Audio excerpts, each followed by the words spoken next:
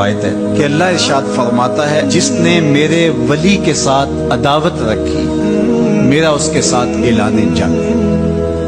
تو پھر کتنا حساس معاملہ ہو گیا جب ولی کی عداوت، ولی کی دشمنی، اللہ سے دشمنی قرار پائی کہ اب اس کا میرے ساتھ اعلان جنگ ہے، تو اب پھر ہمارے لیے ضروری ہو گیا کہ ولی کو پہچانے کہ ولی ہے کون، کہیں ہم اس کی مخالفت نہ کر بیٹھے اور ہم اللہ جل شانہ کے قہر و غضب کا شکار نہ ہو جائیں۔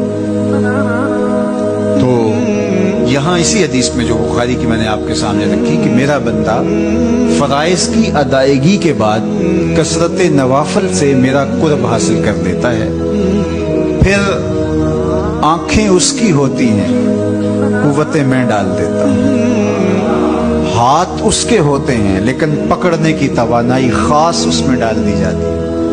فَكُنْتُ سَمْعَهُ الَّذِي يَسْمَعُ بِهِ، کان اس کے ہوتے ہیں لیکن وہ میری اس دی ہوئی خاص قوت سے سنتا ہے، ہاتھ اس کے ہوتے ہیں لیکن پکڑائی کی قوت خاص طور کے اوپر میں اس میں ڈال دیں، پاؤں اس کے ہوتے ہیں لیکن وہ میری عطا کردہ خاص قوت سے چلتا ہے۔ آصف بن برخیہ آنے واحد کے اندر تخت بلقیس لے آیا کہ نہ لے آیا؟ قرآن نے بیان کیا نا، آنے واحد میں 1 مہینہ جاتے ہوئے لگتا تھا، 1 مہینہ آتے ہوئے لگتا تھا۔ حضرت سلیمان علیہ السلام نے کہا کہ بلقیس آ رہی ہے، بس وہ شہر سے باہر پہنچ گئی ہے، تو کوئی ہے جو اس کا تخت لے کر آئے، اس کے آنے سے پہلے حاضر کر دے۔ اور وہ تخت مکفل کر کے آئی تھی، 60 ہاتھ چوڑا تھا، 80 ہاتھ لمبا تھا اور کئی ہاتھ موٹا تھا۔ تو کہا کوئی ہے جو اس کے آنے سے پہلے لے آئے؟ قال عفریت من الجن، ایک جن کھڑا ہو گیا کہ آج حضور میں لے آتا۔ کب لاؤ گے؟ کہا کہ مجلس برخاست ہونے سے پہلے تخت آ جائے۔ بڑی بات تھی، لیکن سلیمان نے کہا نہیں، مجھے اس سے بھی پہلے چاہیے۔ کیا شان ہے، پیغمبر نے کہا مجھے اس سے بھی پہلے چاہیے۔ تو پھر کیا ہوا؟ قرآن پڑھیے، قال الذی عندہ علم من الکتاب، جس کے پاس کتاب اللہ کے علم کا کچھ حصہ تھا۔ زبور ساری کا عالم نہیں تھا، زبور کی کچھ آیتوں کا عالم تھا۔ اس نے کہا انا آتی کا بے، جی حضور میں لے آتا ہوں۔ یہ تو دوپہر تک لا رہا ہے، تم کب لاؤ گے؟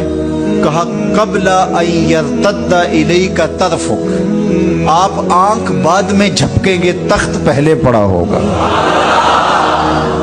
یہ قرآن نے کہا ہے نا۔ اور ابھی حضرت سلیمان نے آنکھ جھپکی نہیں تھی تو تخت سامنے پڑا تھا۔ جب اس کو دیکھا تو بے ساختہ کا ھذا من فضل ربی، یہ میرے رب کا فضل ہے جس نے میری دہلیز کے ایک خادم کو یہ طاقت عطا کی کہ 1 مہینے کی مسافت سے اتنا بڑا تخت آنے واحد میں آنکھ جھپکنے سے پہلے حاضر کر دیتا ہے۔ آنا آتی کا بے ہی، لفظ سنیے، آنا میں، آتی کا آتا ہوں، بے ہی اس کو ساتھ لے کے، یعنی میں ابھی گیا اور ابھی آیا اور تخت بھی لے آیا، اور وہ وہاں سے غائب بھی دکھائی نہیں دیا اور تخت بھی وہاں موجود تھا۔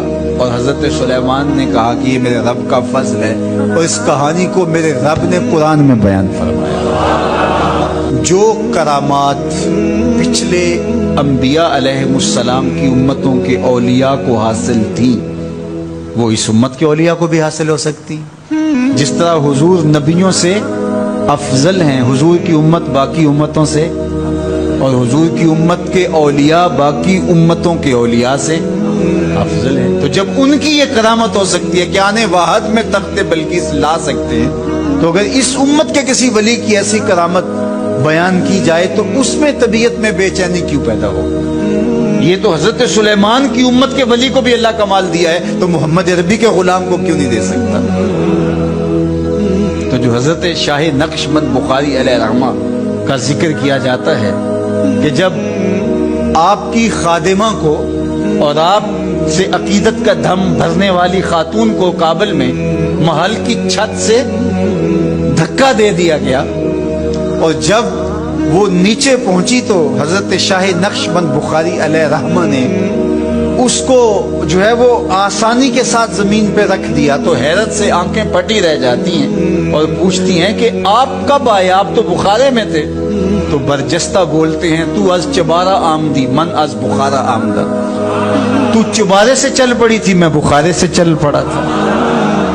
تو یہ حضور کے غلاموں کی شان ہے اور یہ کوئی جو ہے وہ بعید نہیں ہے۔ باقی رہی بات جی عقل نہیں مانتی، تو معجزہ اور کرامت ہوتے ہی وہی ہیں جو عقل انسانی کو عاجز کرتے ہیں۔ جو عقل میں آ جائے وہ تو فن ہوگا۔ ما یعجز بہ العقل، عقل کی جہاں پہنچ نہ ہو، جو ظاہری اسباب سے ماورا ہو، جو چیزیں ما فوق الفطرت ہوں، تو انہیں ہی تو کرامت، قدرت یا معجزہ کہا جاتا ہے۔ اور اگر وہ عقل اور فہم اور ادراک میں آ جائیں تو پھر جو ہے وہ کیا ہو، تو اس کی نظیر ہمارے پاس قرآن میں موجود ہے۔ اب اللہ کا ولی کون ہوگا؟ حضور علیہ السلام سے پوچھا گیا، ابن مردوی اور باقی لوگوں نے روایت کیا کہ حضور ولی کون ہے؟